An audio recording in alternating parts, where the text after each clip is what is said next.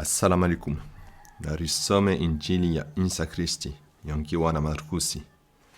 Mfano wa shamba la mzabibu lanjirisiwa walimizi.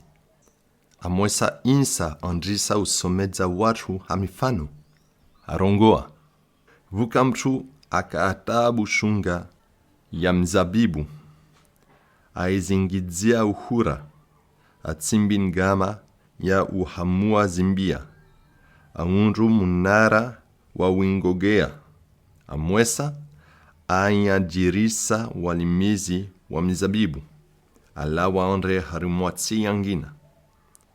Wakati wa mavuna wa muwaswili.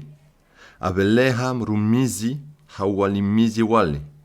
Arenge ushuru wahe. Badi wale wamsiki. Wamvondro. Amwesa wamrudisa mihono miruvu. Awaweleshedzea mrumizi wangina tena. Wamhodzo ishitswa na umrendrea mbovu. Aveleha raha mtu wangina na wao wamuula. Amwesa wengi wangina raha.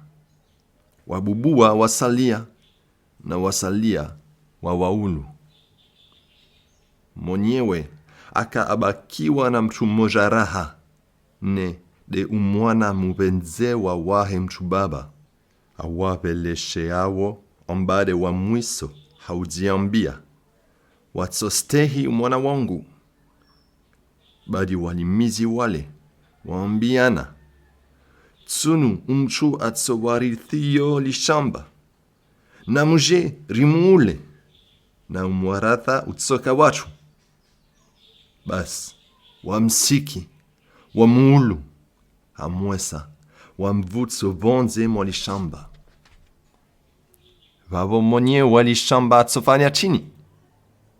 Atsoja angamidze walimizi wale, avelishamba watu wongina.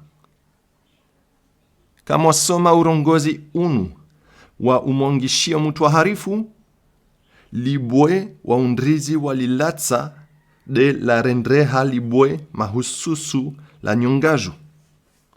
Iyo trongo ya lawa hamola. Na iyo ajabu matsoni hatu. Basi vale, wabole wadini wakotsaha wamzie Isa. Badi wakoria dunia. Wakawaelewa. Ambade kinyume na wao. De akaharungua mfano ule. Basi, wamnishi. Wanredzao. Marhaba watukufu.